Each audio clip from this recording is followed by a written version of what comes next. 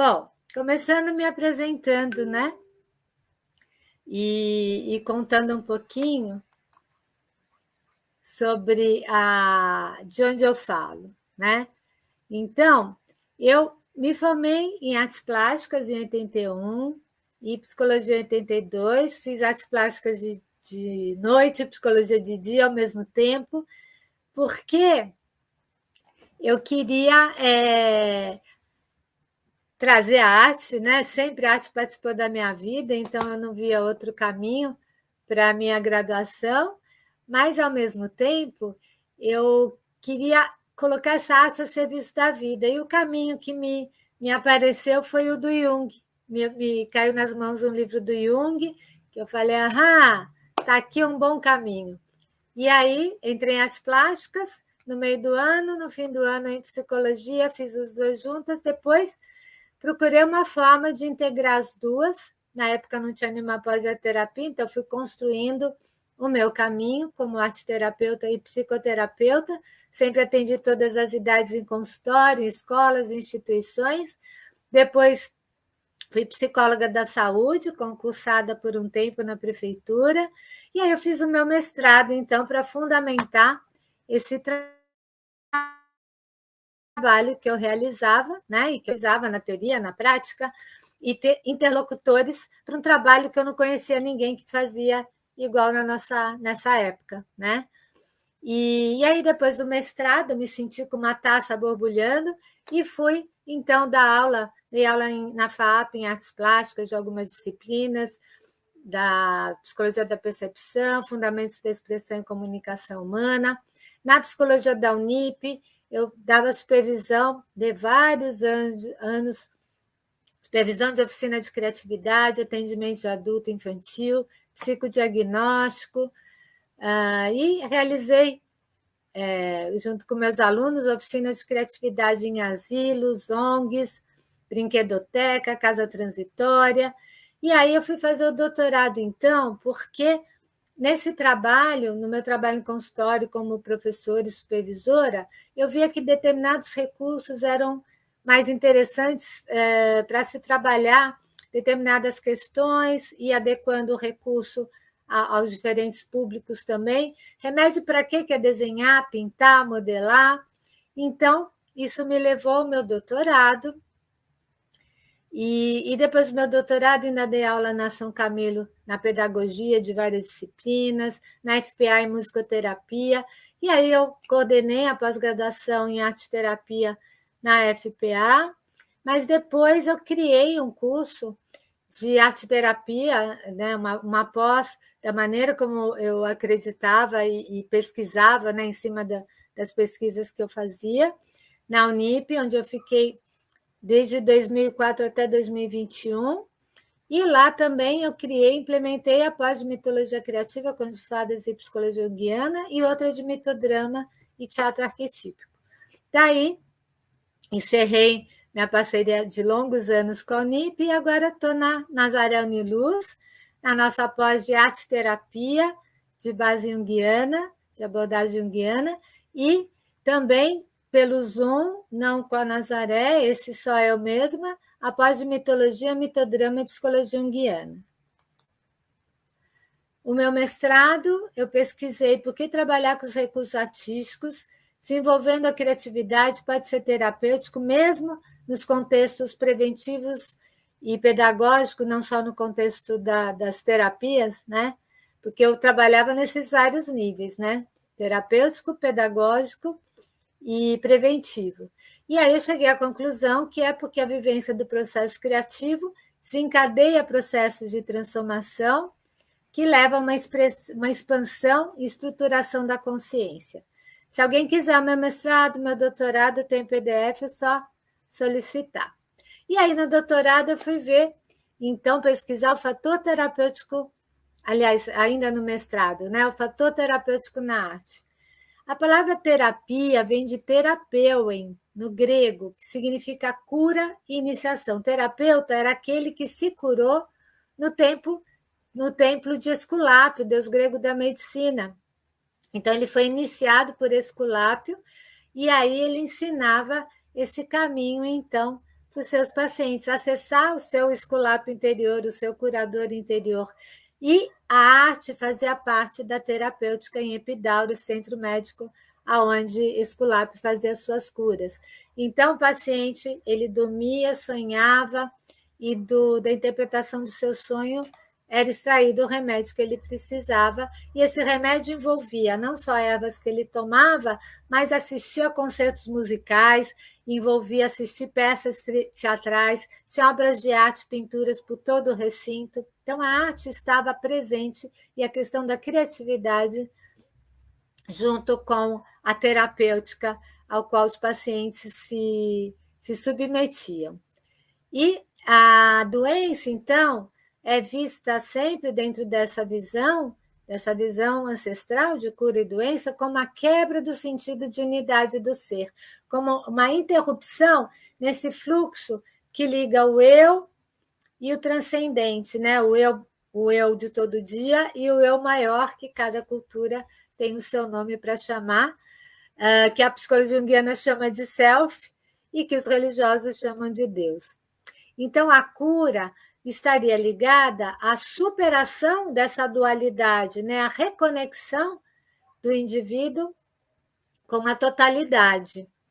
E hebraico, saúde, vem de beriu, que significa são e sadio, que é de bari, né? E com a raiz béria, que é criação do mundo, do verbo bara, que é criar.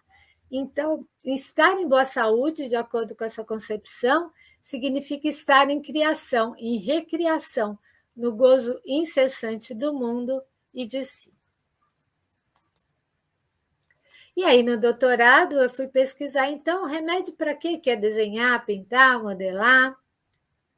O que cada um desses diferentes recursos ajuda a trabalhar, o que que forças que ele mobiliza na pessoa que está utilizando esses recursos, né, nos diferentes campos. E com a abordagem da psicologia junguiana sempre, tanto mestrado quanto doutorado. E aí, então, para chegar nessas conclusões, né, essa correlação entre temas e recursos, né? Porque o trabalho que a gente propõe como arte-terapeuta precisa estar em sintonia com o objetivo terapêutico, né?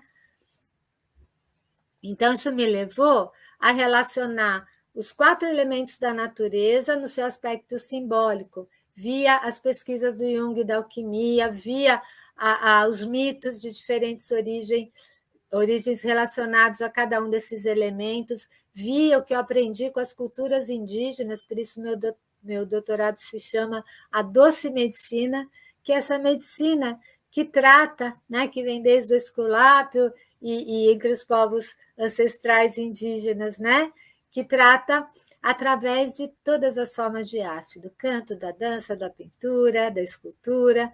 Então, eu relacionei esses aspectos simbólicos através de como as diferentes culturas significam esses 4 elementos, com diferentes recursos artísticos e com as 4 funções da consciência para Jung: pensamento, sentimento, intuição e sensação. Então, o elemento fogo tem a ver com todo o início, tem a ver com a faísca que nos move em direção a manifestar na realidade a alguma visão, né? Por isso o elemento fogo, o sol, tem a ver com a visão. Então, o elemento fogo tem a ver com iluminar aspectos que estão no inconsciente, a tomada de consciência, a conexão com possibilidades novas, com os nossos potenciais. Elemento água e as atividades, então, expressivas que trabalham com este elemento, né? com trabalho com cores, com sentimentos, né? Ajuda a fluir sentimentos, né? E permite que a pessoa, então, abra um pouco mão do seu controle, traga o tema da sua criança interior, do feminino, do cuidado, da energia amorosa, que se expande para além de si, se toca o outro, capacidade de se colocar no lugar do outro.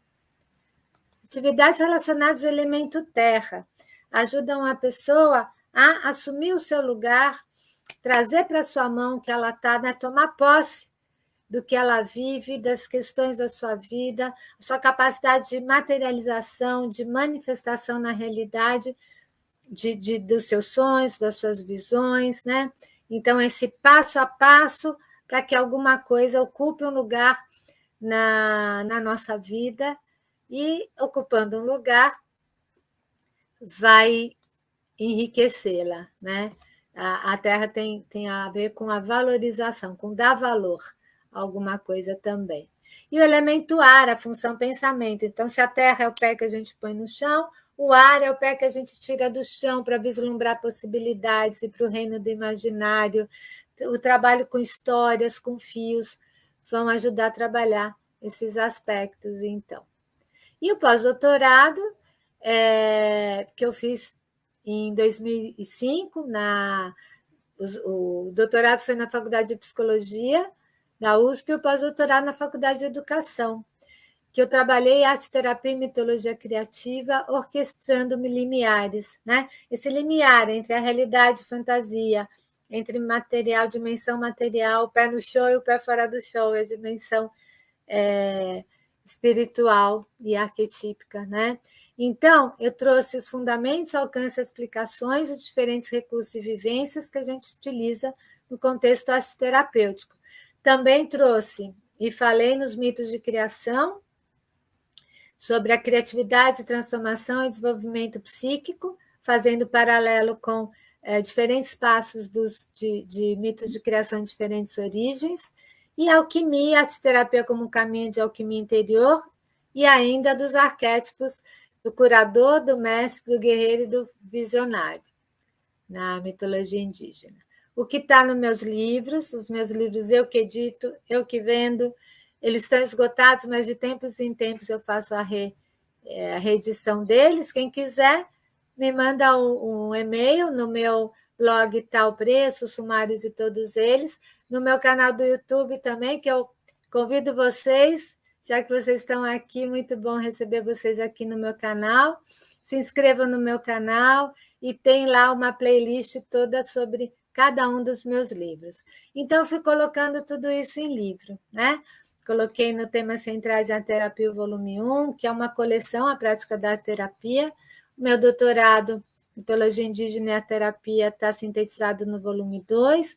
Volume 3, Mitologia Africana e Arte-Terapia. Você troca a mitologia dos orixás e sempre fundamentando e trazendo recursos em arte-terapia para trabalhar com esses recursos. O 4 e 5 é a síntese do meu doutorado, Mitologia Criativa e Arte-Terapia e Alquimia nos Contos. E obrigada, Silvia, falou que meus livros são excelentes, obrigada. E Alquimia dos Mitos e Contos, né, e Arte-Terapia. E o 6º, Amor, Sexualidade, Sagrado e Arte-Terapia, aproximações mitológicas entre Oriente e Ocidente.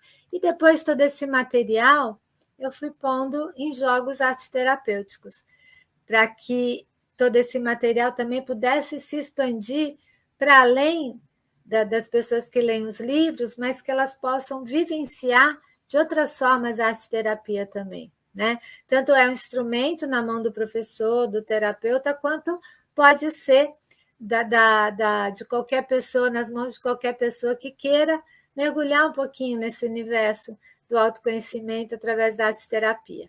Então, o primeiro jogo arte-terapêutico que eu criei foi a Amarelinha como Árvore da Vida, Jornada do Herói, através dos contos de fadas. Porque eu pesquisei, né, o aspecto simbólico da amarelinha e vi que ela está ligada à Cabala, a representação da árvore da vida para os povos ancestrais. Uma dessas representações é a Cabala hebraica, né? A árvore da vida, que tem as suas raízes na dimensão da espiritualidade, na dimensão do imaginário, mas os galhos vêm para a realidade. Então, a gente sempre, tudo começa pelo sonho, né? Então, a gente sai da realidade, pula a amarelinha, vai lá no céu, cata uma estrelinha. E agora eu quero mostrar um pouquinho, então, para vocês das disciplinas que a gente tem, tanto na pós em arte-terapia de abordagem junguiana, né? Que ajudam, em primeiro lugar, para o aluno, a fazer o seu caminho de autotransformação e de desenvolvendo a sua criatividade. a terapia de abordagem junguiana, que vai ser feita em conjunto com Nazaré Uniluz, a gente vai ver sobre criatividade, processos criadores, fundamentos e aplicações da arte-terapia, trabalho com grupos em arte-terapia, fundamentos da psicologia junguiana, arquétipos e símbolos do inconsciente coletivo, contos de fadas e arte-terapia, os ciclos de desenvolvimento psíquico e o processo de individuação, yoga, chakras e arte-terapia, fundamentos e história da arte, as 4 funções da consciência, atividades expressivas relacionadas, recursos expressivos, especificidade e indicações, expressão corporal, dança, música, expressão criativa, poesia, elaboração de textos, arte-terapia e saúde integral, mitologia criativa e arte-terapia, teatro e mitodrama, projetos em arte-terapia, que vocês fazem o projeto e depois, com a nossa supervisão, também aplicam, psicopatologia simbólica, supervisão de atendimentos, biblioterapia, cineterapia, fotografia e vídeo em arte-terapia, ecoarte-terapia, xamanismo e individuação. Está irresistível, né, gente? Esse curso já era bom, agora está melhor ainda. Todas as disciplinas vão se integrando, né, num todo, que a pessoa vai vivenciando e depois ela... A proposta, quando a Patrícia encontrou Nazaré Uniluz e Nazaré Uniluz encontrou a Patrícia, era bem isso, assim, a sincronicidade, né, que o Jung fala sempre, quando você olha para uma coisa, a coisa olha para você. A Patrícia queria oferecer isso dentro da proposta do trabalho dela, que já é muito lindo, já é muito especial, vocês estão tendo acesso a isso, e Nazaré querendo também abrir mais espaço para a arte, por reconhecer a arte como instrumento de transformação, de despertar da consciência e de autoconhecimento muito poderoso. Né? Nazaré traz isso já na sua história, desde logo 2 anos depois que ela foi fundada, já tinha um TA e tem até hoje, né, atividades artísticas. Então, isso compõe esse desenvolver integral do ser. Assim, o convite é que vocês sintam um pouquinho do que é estar naquele espaço, né? Assim, escutar um pouquinho dos depoimentos, ver as imagens e poder já se imaginar, quem está aí sentindo o chamado de participar dessa pós. Entra num campo diferente. Talvez seja um espaço mais onde a gente se coloque mais disponível para perceber as sutilezas.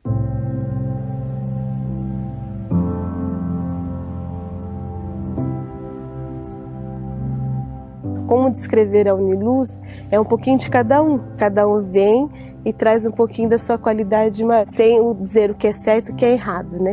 Então acho que nessa composição que faz ser a Uniluz o que é. A Uniluz é uma cocriação constante, desde o hóspede que vem aqui, que ajuda a fazer esse espaço, a gente que está aqui há muito tempo. Qualquer lugar que a gente ocupe aqui dentro, né? Eu já experimentei vários, assim, ele sempre vai chamar a gente para a essência, sempre. Então eu acho que isso que talvez integre todas as formas de estar aqui nesse espaço. É muito bom trabalhar no Uniluz, sabe? Como fosse uma meditação, né? A meditação você tem que estar sempre pleno, prestando atenção no seu corpo. E aqui você prestando atenção no seu serviço. Aqui Nazaré me trouxe esse outro olhar da meditação enquanto movimento, enquanto você está em movimento fazendo as coisas.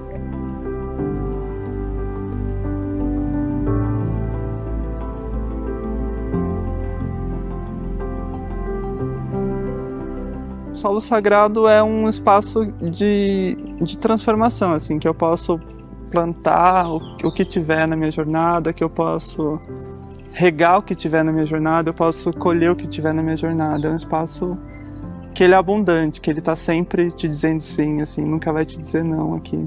Na hora que você abre para esse aprendizado, você fala assim, é uma oportunidade para mim. Para minha experiência como ser humano, eu acho que modifica tudo. Eu vejo a experiência em Nazaré como uma experiência de reaprendizado. Então Nazaré me ajudou a ter uma nova visão de mundo, sabe? De um mundo mais sustentável, de um mundo mais cooperativo, de um mundo mais humano, assim. A cooperação é algo que ela é o que nos mantém vivos. A competição sempre foi uma exceção e ainda é. As nossas células cooperam entre si para a gente poder existir. E esse lugar, ele simplesmente deixa isso acontecer. E eu acho que isso é um aspecto que traz esse acolhimento, assim. Você vê que todas as pessoas estão fazendo todas as atividades em todos os momentos que você tiver para doar, seu como uma expertise, vai ser bem-vindo. Você só vai conseguir sentir Nazaré se você sentir esse chamado de estar aqui no campus e você se abrir para essa experiência, seja ela através do viver em grupo, como hóspede, como residente, como estudante, como colaborador, funcionário, enfim. Você se permite, você se abre para estar aqui em Nazaré, você sente. A Uniluz é o mesmo lugar, mas existem várias salas de aulas e vários enfoques e várias levas de residentes e várias levas de focalizadores. Então, dependendo daquilo que você precisa, no teu processo de autoconhecimento, essas ferramentas vão te ajudar. De tanto me colocar totalmente à disposição ao que aparece no momento, eu aprendi a existir, parece, de uma nova maneira. É você se enxergar realmente como você é, não como você acha que você deveria ser. E a simplicidade é o que me fascina. É no simples que está aquilo que é belo, que está aquilo que é profundo, que está todas as possibilidades de você olhar, ter chance de olhar para as suas escolhas e sair das distrações dos pilotos automáticos que a gente vive se colocando.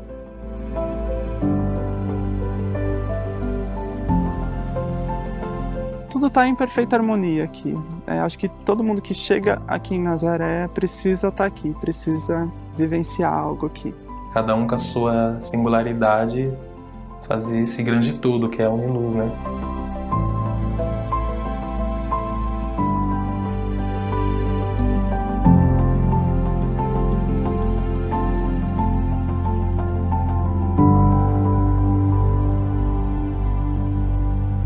Nazaré Paulista, né? Então fica em São Paulo, São Paulo Estado, mais ou menos 1h30, 1h40 da capital.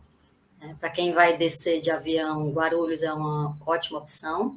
Então, Nazaré Uniluz, ela é uma instituição sem fins lucrativos e uma escola ao mesmo tempo, e uma comunidade. Então, assim, é até desafiante um pouco explicar como é que essa instituição funciona. Ela nasceu de uma forma muito peculiar.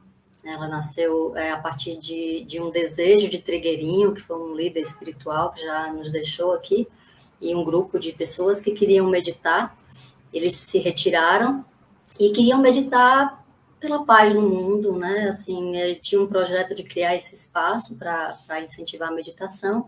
E a partir desse sim que ele deu para esse chamado, né, seguindo aí a borboleta dourada dele, no caso do Trigueirinho e esse grupo, eles ganharam terras, eles ganharam os materiais e boa parte do que é hoje a construção do espaço, as estruturas que estão lá até hoje, né, já existe há 41 anos, inclusive Nazaré Uniluz é uma instituição pisciana, né, fez aniversário agora essa semana, veio desse voluntariado. Então, assim, existiu uma força muito grande para Nazaré nascer.